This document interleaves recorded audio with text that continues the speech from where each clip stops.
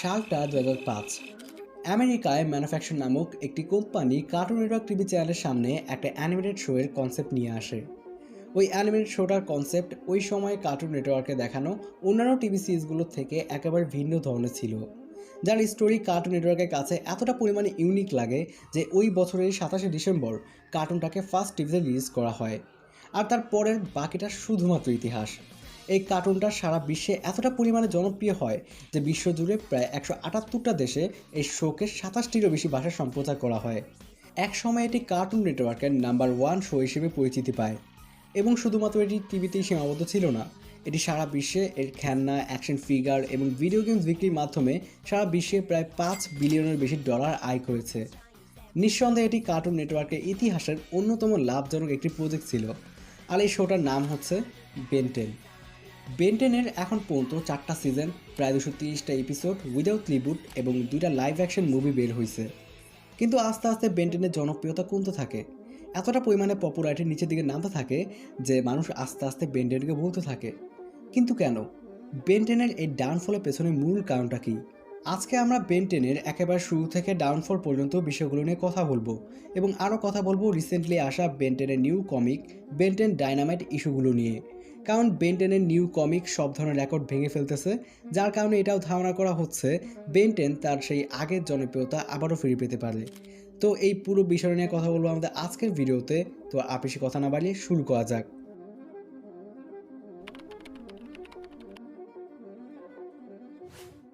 আমি তোমাদের ভিডিওর শুরুতেই বলছি বেন 10 সিরিজটা শুরু হয় 2005 সালে, যেটা বেন 10 ক্লাসিক নামে পরিচিত। আমার মনে হয় না তোমাদের মধ্যে এমন কেউ আছো যারা বেন 10 ক্লাসিকের একটা এপিসোডও দেখো নাই। এই সিরিজেই আমাদের দেখানো হয় বেন কীভাবে অনমেটিক্স পায় এবং কীভাবে সে বিভিন্ন এলিয়েনে কনভার্ট হওয়া শেখে। বেন 10 ফ্র্যাঞ্চাইজি সিরিজগুলোর মধ্যে সবচেয়ে বেশি সফল এবং হাইপ তোলা সিরিজ বেন 10। এর মোট 4টা সিজন এবং মোট মিলিয়ে 52টা এপিসোড আছে। এরপর 2008-এর দিকে কার্টুন নেটওয়ার্ক এবং ম্যানুফ্যাকচার নিয়ে আসে বেন 10 এলিয়েন ফোর্স। বেন 10-এর এই সিরিজটা কার্টুন নেটওয়ার্কের জন্য একটা আয়বহুল সিরিজ হয়ে দাঁড়ায়, কারণ এলিয়েন ফোর্সের বেনকে আগে থেকে আরও বড়, আরও বেশি ম্যাচিউর করে দেওয়া হয়, যার কারণে যেই বাচ্চারা বেন 10 দেখতে দেখতে বড় হয়েছে তারা দেখে তাদের ফেভারিট শোয়ের মেইন ক্যারেক্টার তাদের সাথেই বড় হয়েছে। এর ফলে এমন অনেকে ছিল যারা বেন 10 দেখা ছেড়ে দিয়েছিল, তারাও আবার বেন 10 দেখতে ফিরে আসে।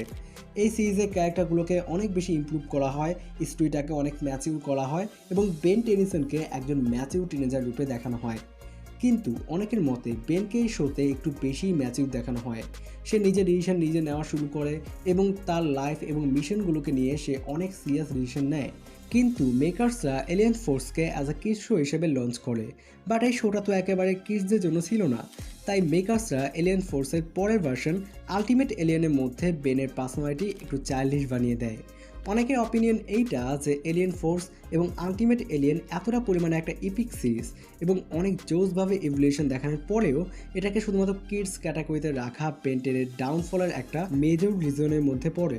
সোজা ভাষায় বলতে গেলে বেন 10-এর ডাউনফলের মূল উৎপত্তি শুরু হয় 2012 সালে বেন 10 অমনিভার্স থেকে।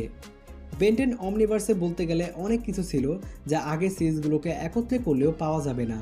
নতুন নতুন alien evolution, time and dimension থেকে শুরু করে হাতে গোনা কয়েকটা ভিলেন থেকে বেরিয়ে কিছু নতুন এবং অসম ভিলেনের সাথে ইন্ট্রোডাকশন, সব বেন 10 অমনিভার্স একাই করে দেয়। এক কথায় পুরো একটা পারফেক্ট প্যাকেজ ছিল বেন 10 অমনিভার্সে। কিন্তু এত কিছু থাকার পরেও এই সিরিজটা ফ্যানদের কাছে অত একটা পছন্দ হয় নাই। আর তার পেছনে মূল কারণ ধরা হয় পুরো সিরিজের অ্যানিমেশন এবং আর্ট স্টাইলকে পুরোপুরি চেঞ্জ করে ফেলাকে। স্টোরি অ্যান্ড ক্যারেক্টার যতটাই জোস হোক না কেন, ফ্যানরা অমনিভার্সের মধ্যে আগে সেই ওজি বেন 10-এর ফিলটা পায় নাই, যেটা এলিয়েন ফোর্সে ছিল, যার কারণে অমনিভার্স ফ্লপ হয়ে যায়। কিন্তু মেইন খেলা এখনও বাকি ছিল যখন 2016 সালে ম্যানুফ্যাকচার নিয়ে আসে বেন 10 রিবুট। এটা পার্সোনালি তৈরি করা হয়েছিল বাচ্চাদের জন্য।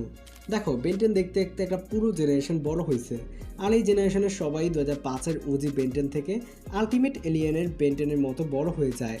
আর এখানেই হয় বড় সমস্যাটা, বেন 10 যারা তৈরি করছে মানে ম্যানুফ্যাকচার, তাদের মূল আয় কিন্তু বেন 10-এর শো থেকে হয় না, বরং বেন 10-এর বিভিন্ন টয়, অ্যাকশন ফিগার বিক্রি করে হয়। কিন্তু অন্যদিকে বেন 10-এর মেজরিটি অডিয়েন্সই হচ্ছে টিনেজার, এরা তো আর খেলনা টেলনা কিনবে না। তাই বেন 10-এর ক্রিয়েটরদের মূল লক্ষ্য কখনোই টিনেজার অডিয়েন্সরা ছিল না, তাই তারা বেন 10 রিবুট নিয়ে আসে। এর মোট 4টা সিজন এবং 52টা এপিসোড ছিল, বাট 2021 সালে এই শোটাও বন্ধ হয়ে যায়। কারণটা খুবই সিম্পল। গুগল অনুযায়ী বেন 10-এর প্রত্যেকটা এপিসোডের এক এক মিনিট তৈরি করতে প্রায় 15 থেকে 20 হাজার ডলার প্রয়োজন হয়, কিন্তু সেই অনুযায়ী ম্যানুফ্যাকচার তেমন প্রফিট কামাতে পারে নাই, তাই বেন 10 রিবুট বন্ধ হয়ে যায়। তো অনেক বছর অপেক্ষার পর বেন 10 ইজ ব্যাক। এখানে আমি বেন 10 বলতে বেন 10-এর কমিককে বোঝাচ্ছি, বেন 10 ডাইনামাইট। এটা নিয়ে অনেক আগে থেকেই কথাবার্তা চলছিল। আমি 2023-24 থেকে শুনতেছি বেন 10-এর নাকি নতুন কমিক আসবে, কিন্তু প্রতিনিয়ত এর রিলিজ ডেট পেছাতে থাকে।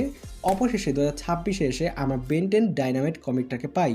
এটার স্টোরি অনেকটা ওজি বেন 10-এর মতো সেম হলেও এতে অনেক কিছু নতুন অ্যাড এবং চেঞ্জেস করা হয়েছে, এবং পাবলিশ হওয়ার পর থেকেই এটা সব ধরনের রেকর্ড ভেঙে দিচ্ছে। বেন 10 সিরিজের ডাইনামাইট কর্তৃক প্রকাশিত এই কমিকটির প্রথম ইস্যুটি মাত্র 3 দিনে প্রায় 82,000 কপি বিক্রি হয় এবং সোল্ড আউট হয়ে যায়। কমিক বুক ইন্ডাস্ট্রিতে এরকমটা অনেক কমই হয়েছে। অনেকে ধারণা করছিল বেন 10-এর জনপ্রিয়তা এখন প্রায় নাই বললেই চলে, কিন্তু এই রেকর্ড পরিমাণ বিক্রি তাদের ধারণাকে ভুল প্রমাণ করেছে। শুধুমাত্র ছাপানো সংস্করণই না, এর পাশাপাশি ডিজিটাল মাধ্যমেও বেন তার দাপট দেখাচ্ছে। অ্যাপেল বুকসের পেইড কমিক্স আর গ্রাফিক নভেল চার্টে বর্তমানে 1 নম্বর অবস্থানে বেন 10। অন্যদিকে কিন্ডেলের ব্যাটম্যান এবং অ্যাবসোলিউট সুপারম্যানের পরে 3য় অবস্থানে আছে বেন 10। আমি যখন এই ভিডিওটা রেকর্ড করতেছি, আমার জানা মতে বেন 10 ডাইনামাইট কমিক্সের এখন পর্যন্ত মোট 3টি ইস্যু বের হয়েছে, এবং তুমি ক্যারেক্টারগুলোর ডিজাইনই দেখো না, আমার কাছে কিন্তু জোস লাগছে। বাই দ্য ওয়ে, গ্র্যান্ডপা কিন্তু দাড়ি দিয়ে দিছে। তো এখন বলা হইতাছে যদি বেন 10-এর এই কমিকটি ভালো পরিমাণে টাকা কামাতে পারে, তাহলে সম্ভবত এই কমিকের ওপর বেস করেই বেন 10-এর নিউ অ্যানিমেটেড সিরিজ আমরা 2027-28-এর দিকে দেখতে পেতে পারি।